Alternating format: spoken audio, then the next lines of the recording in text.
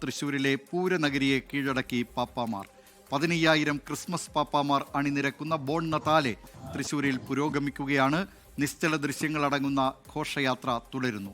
വിവരങ്ങളുമായി തൃശ്ശൂരിൽ നിന്ന് സൂരജ് സജി ചേരുന്നു. സൂരജ് സജി, ബോൺ നതാലെയുമായി ബന്ധപ്പെട്ട് ഇപ്പോൾ വർണ്ണാഭമായ കാഴ്ചകളായിരിക്കുമല്ലോ, പറയൂ.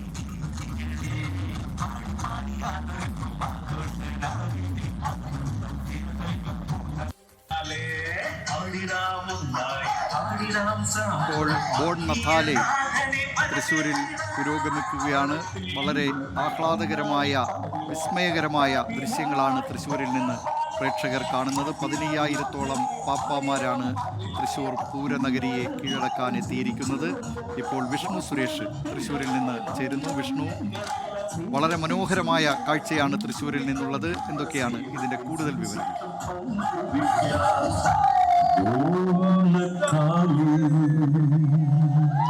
ദിലീപ്, 150 ഇടവകൾ, തൃശ്ശൂർ അതിരൂപതയിലെ 150 ഇടവകളിൽ നിന്നുള്ള 10,000-ഓളം പാപ്പമാർ ഇപ്പോൾ തൃശ്ശൂർ സ്വരാജ് റൗണ്ട് കീഴടക്കിയിരിക്കുകയാണ്. തൃശ്ശൂരിന്റെ രാത്രിക്ക് ഇന്ന് ചുവപ്പാണ് നിറം.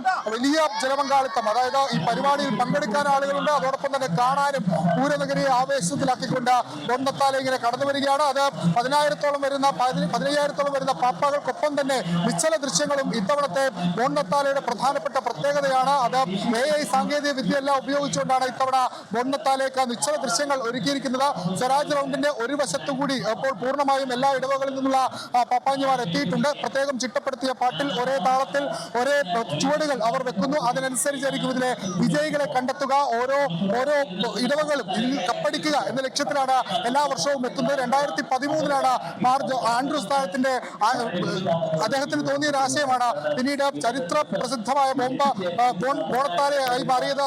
അതിൽ ഒരു പ്രധാനപ്പെട്ട കാര്യമുള്ളത് ക്രിസ്തു അല്ലെങ്കിൽ ക്രിസ്മസ് എന്നുള്ളത് കേവലം ക്രൈസ്തവർക്ക് മാത്രമുള്ളതല്ല. അതൊരു സർവ്വവ്യാപിയായ എല്ലാ മനുഷ്യരുടെയും സന്തോഷത്തിന്റെയും സ്നേഹത്തിന്റെയും സമാധാനത്തിന്റെയും ഒക്കെ അടയാളമാണ്. കേവലം ക്രൈസ്തവ പള്ളികളിൽ മാത്രമല്ല ക്രിസ്മസ് ആഘോഷിക്കേണ്ടത്. ജാതിഭേദ മതവ്യത്യാസമില്ലാതെ എല്ലാ ഇടങ്ങളിലും ക്രിസ്മസ് ആഘോഷിക്കണം എന്ന അദ്ദേഹത്തിന്റെ ആശയത്തിന്റെ അടിസ്ഥാനത്തിലാണ് ബോൺ നതാലെ ആരംഭിച്ചത്. 2014 ചരിത്രത്തിന്റെ ഭാഗമായി ഗിന്നസ് ബുക്കിൽ ഇടം പിടിച്ചു. 18,000 പാപ്പാഞ്ഞമാരാണ് അന്ന് ബോൺ നതാലെ ദൃശ്യങ്ങളിൽ കാണാം. എല്ലാവരും, ചെറിയ കുട്ടികൾ മുതൽ വലിയ ആളുകൾ വരെ ഈ പപ്പാഞ്ഞി വേഷമണിഞ്ഞ് എത്തിയിട്ടുണ്ട്. അവിടെ മതമോ ജാതിയോ അല്ലെങ്കിൽ അതിനപ്പുറത്തെ പ്രായമോ വർഗമോ വർണ്ണമോ ഒന്നും ഒരു വിഷയമല്ല. തൃശ്ശൂരിന്റെ സാംസ്കാരിക കൂട്ടായ്മയാണ്, അല്ലെങ്കിൽ കേരളത്തിന്റെ ഒരു കേരള മോഡൽ എന്നൊക്കെ നമുക്ക് വിശേഷിപ്പിക്കാവുന്ന ഒന്നാണ് ബോൺ നതാലെ. അതിങ്ങനെ നടന്നുകൊണ്ടിരിക്കുകയാണ്. 7:30 പൂർത്തിയാകും. അതിനുശേഷമായിരിക്കും സമ്മാനം പ്രഖ്യാപിക്കുക. തൃശ്ശൂരിൽ ബോൺ നതാലെ പുരോഗമിക്കുകയാണ്.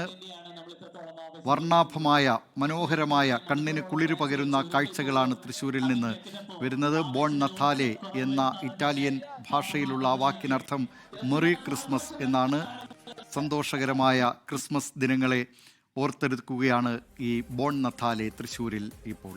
ലോകത്തെവിടെയായാലും ഏത് സമയത്തും 24 വാർത്തകളും ഓഗ്മെന്റഡ് റിയാലിറ്റി പാക്കേജുകളും എക്സ്പ്ലെയിനറുകളും വിശദമായി കാണാൻ ഞങ്ങളുടെ യൂട്യൂബ് ചാനൽ നിങ്ങൾക്ക് സബ്സ്ക്രൈബ് ചെയ്യാം.